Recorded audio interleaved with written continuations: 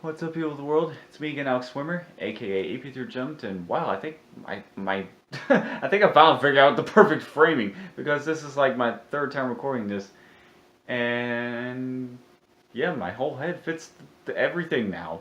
It's sort of like this was an invisible wall; I'd be able to bonk my head on it, but yeah.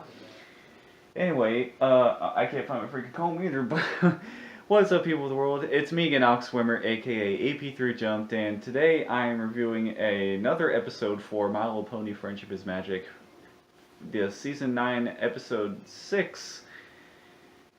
I believe it's Episode 6. And the episode is Common Ground, and this was a very interesting episode, and the underlying plot I honestly didn't expect for the show. Because I've rarely seen it in kids shows. I'll talk about it in here in a sec, but because I've seen this, I've seen this sort of thing.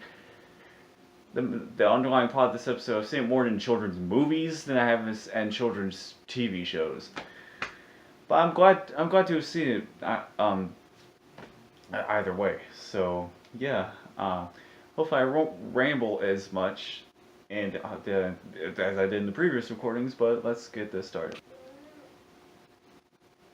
I don't know what the hell that was. People were making weird noises outside my apartment.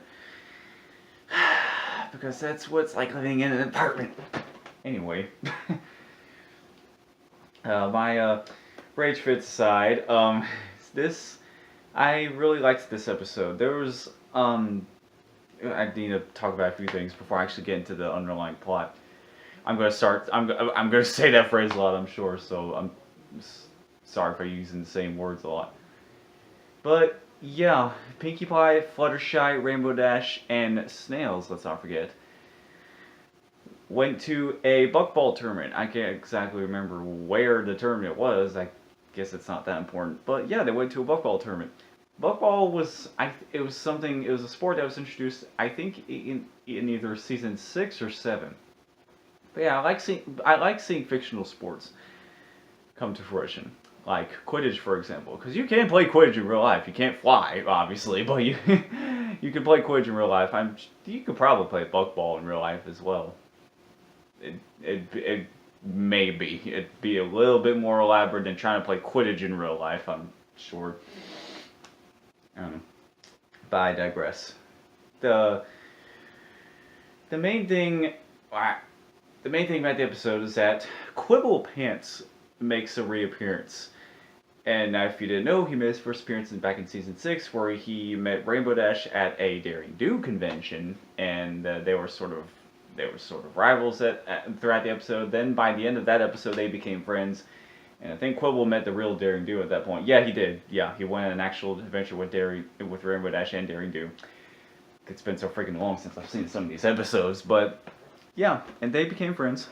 And now, because of that, since they are friends, I should say, Quibble Pants needs Rainbow Dash's help. By the way, Quibble Pants is voiced by Patton Oswalt, and yeah, I love Patton Oswalt. He's one of my favorite actors. His first voice acting role that I was introduced in was Ratatouille. I actually. So yeah, that was one of my first introductions to him overall. So yeah, now I'm going to get to the actual plot of the episode. Quibble Pants needs Rainbow Dash's help because he met a new lady friend whose name I can't remember. And he's also trying to bond with her daughter named Windsprint. Now, Windsprint and her mom have really nice color palettes. Her mom has the very sort of like a cotton candy color scheme, and yeah, I do like their characters. And the main thing is that Quibble Pants is trying to bond with Windsprint, and is sort of failing miserably at that because Windsprint doesn't really want anything to do with him because, like I said, this is the plot I was talking about. Because Windsprint doesn't want to have Quibble Pants replace her father. Yeah. like I said, I really do appreciate this plot line because it's a very relatable topic, and I feel like it's it should be, focused on more, this sort of plot line. And because Quibble is trying to impress Windsprint by trying to, pretend to be to know everything about Windsprint's interests being buckball. It's why they went to this tournament. And yeah, long story short, Quibble Pants sort of fails miserably at that. And the lesson he learns is that he needs to try to, rather than trying to pretend that he knows everything about Windsprint's interests, he should instead engage in her interests and, learn about them from her. Ask her why. Ask her about those things, like, why she likes buckball and anything else really that she's interested in. And that's the way you should bond with, like, a potential stepchild, because yeah, that I feel like that was handled really well. And yeah, that really resonates with me because, to be honest with you, I what fine, I'll talk about it on camera. I was the child of divorced parents, so I mean, it wasn't a nasty divorce or anything like that, but I don't. So yeah, I know exactly what all this is like, having to meet a new step parent and being skeptical about a new step parent, and not wanting them to replace your original parent. And yeah, I know that. I know all about that. I know all about that shit. And yeah, that's not easy at first, but Switch, shut up. Switch is making noise. And but once you get past that sort of hurdle, that becomes very, that gets much easier over time. And yeah, because yeah, needless to say, I was, I think anyone who's the child of a divorced couple and meets a new potential step parent is always, they're always going to question everything about them. And yeah, I've done that too. I did that with my stepdad when I first met him, but over time I came to love him. And this, I've never opened up about this shit before on camera, but well, why wouldn't I for this episode? I mean, and Dr. Wolf brought it. He went about it as in a different way, because he was talking about how he and his significant other don't share that many interests, but they engage in each other's interests like quite a bit, and they understand their interests, and they're willing to talk about their interests to each other, even though they don't really, it's not really their thing. And so yeah, that's my experience with having a step parent and whatnot. And yeah, everyone gets along just fine, in case you're wondering. But yeah, another thing I find interesting is that now that this Patton Oswalt reprised his role, but his real life family voices these two new characters. His real life daughter voices Windsprint, and his real life wife voices Windsprint's mother. And that's really cool because Patton Oswalt sort of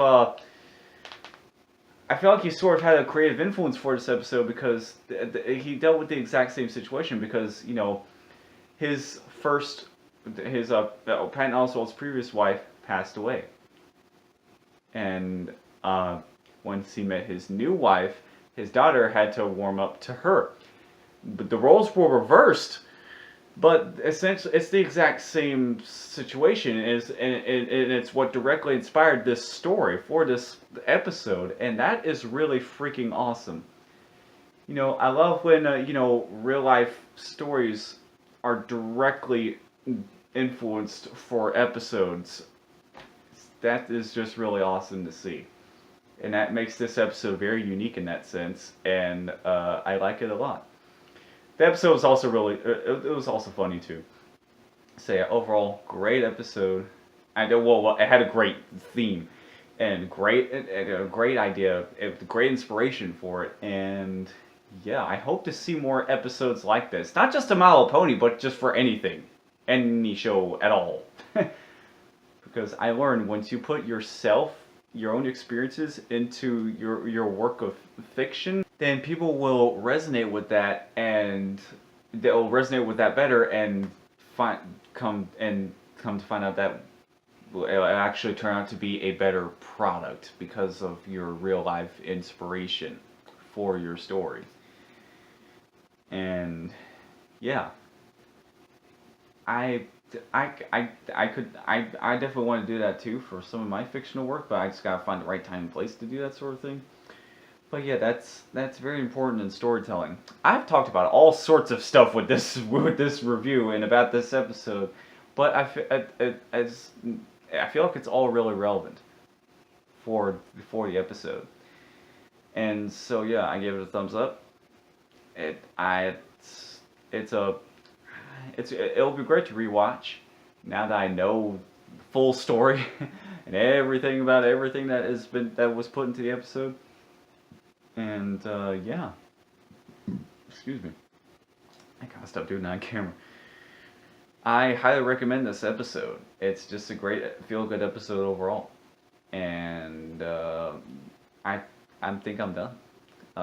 If you like this video, then don't forget to subscribe and be sure to hit the bell to be notified of future videos I make. And if you like this episode, then let me know what you thought of it in the comment section below. If I missed anything, let me know about that in the comments below too. And I completely forgot to talk about Moondancer's reappearance in the last episode. She may come back in the previous episode. Totally forgot to talk about that. But oh well. Anyways, stay tuned for the next review, which should be out in the next day or so. Because I'm almost caught up with my My Little Pony episode reviews. And then I have to get back into Loud House episode reviews for Season 4. I'll be very busy with reviews. So, yeah. Anyways, I'm Alex Swimmer, aka AP3 Jumped. Thank you so much for watching until the end. That is it for me. And I will see you soon. Goodbye. I don't know if you're hearing that, but someone's making whooping noises outside my... Yeah, you hear that shit? What is...